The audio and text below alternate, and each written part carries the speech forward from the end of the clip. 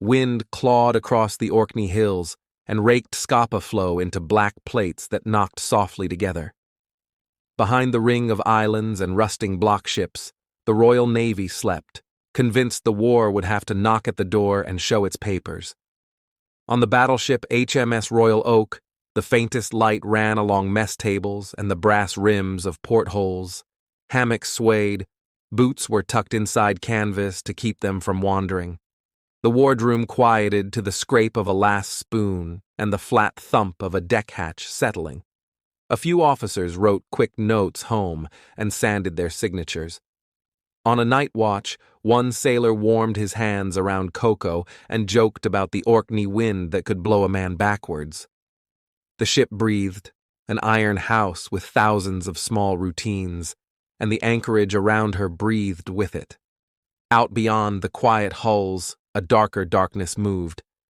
Captain Lieutenant Günther Prien had rehearsed his approach so often that his fingers could draw it blind across the chart, nose to the tide, slide past the hulks at Kirk Sound, feel for the narrow gutter of deep water scoured by current. The British had scuttled old steamers to choke the passage. Nets and booms guarded others.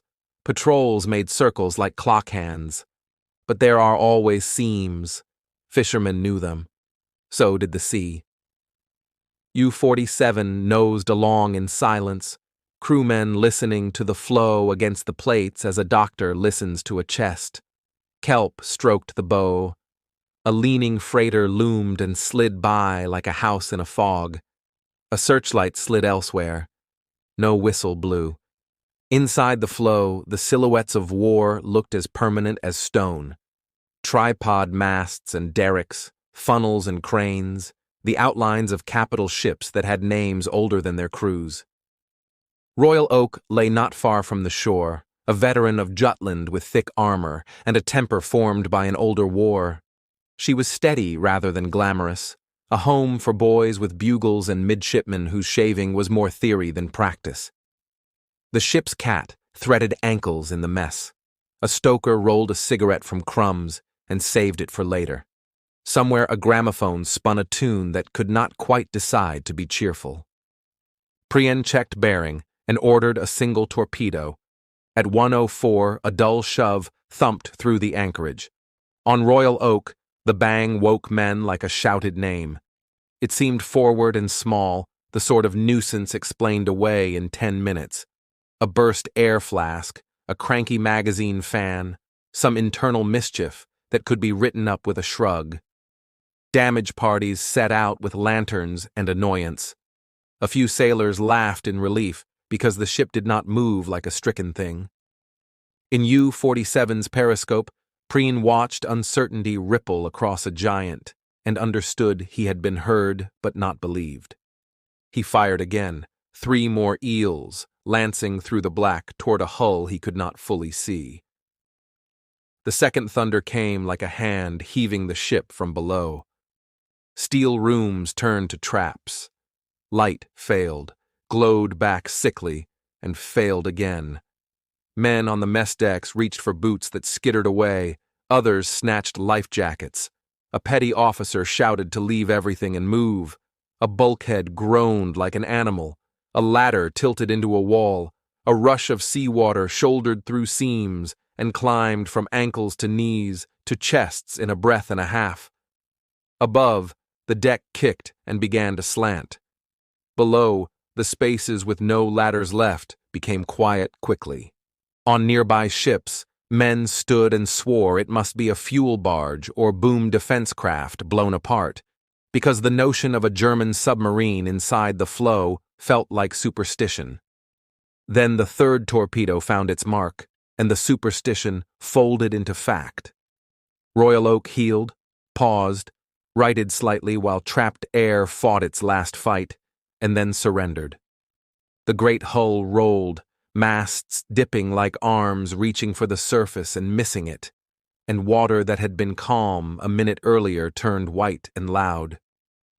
A sailor on the starboard boat deck saw the sky rotate and kept his grip until the world became vertical and threw him clear.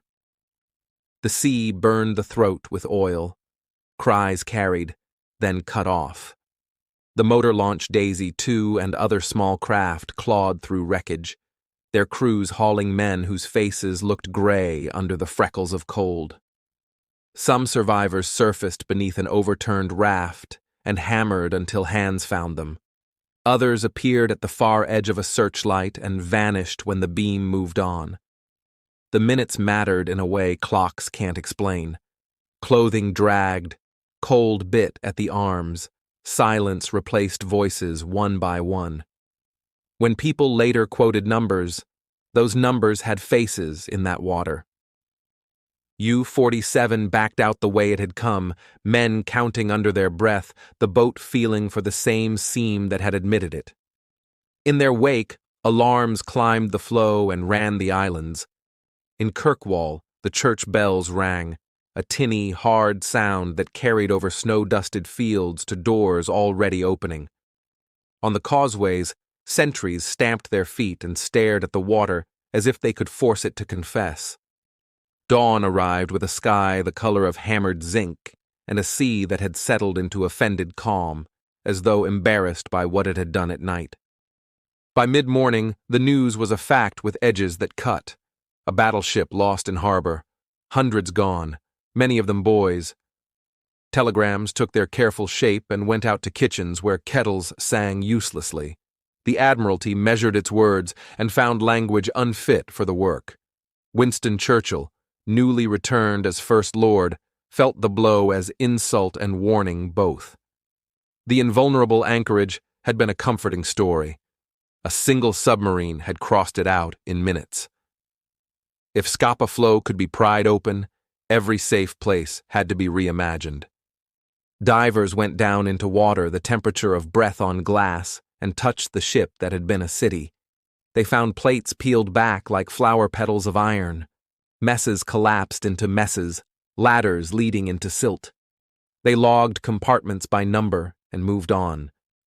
The tally hardened near 833, a weight that could not be put down. In barracks and pubs, the name Royal Oak sat in the mouth like a sore tooth, prodded because leaving it alone hurt more. Sailors learned the lesson in the old ink. Water in the wrong place, all at once. The Royal Navy answered with stone and steel. New blockships were sunk. Concrete causeways stitched the islands. Booms were tightened. Patrol craft multiplied. Training films grew sharper in their warnings. Scapa Flow changed shape, becoming less a harbor than a sealed bowl. None of it raised Royal Oak.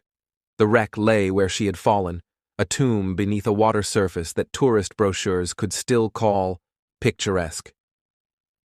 Life began to take hold on the hull, anemones and soft corals, the slow moss of tide, while the names ashore kept their human sharpness. For the men who lived, memory refused neat chapters. It returned in flashes, light bulbs glowing faintly for a heartbeat after the current failed, a corridor turning into a well, the sudden feel of another man's hand on a shoulder, and then the feel of absence.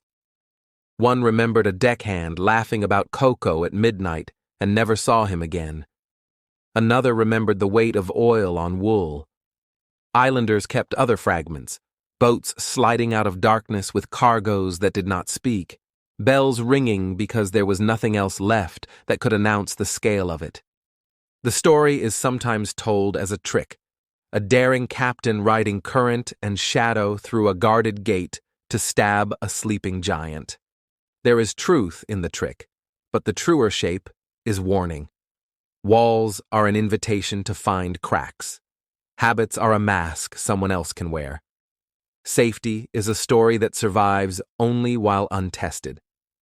In October 1939, the test arrived in the shape of a steel tube and a crew with nerve, and a battleship that had once swallowed shells at Jutland died in her sleep in a roadstead that promised rest. Each October, wreaths float and bugles answer across the same water, which looks harmless in daylight and always will. On the quay, a visitor reads the plaque and lifts eyes to a surface that reveals nothing. The wind at Scapa has the dry sound of canvas flapping and the thin whistle of rigging. even when no sails are set and no lines are strung. If you stand there long enough, you can imagine the ship still breathing under the chop, as ships do at anchor. And then you remember how quickly breath can stop. The flow goes on. The lesson goes with it. Thank you for listening to The Sunken Ledger. Subscribe for more true stories from the depths.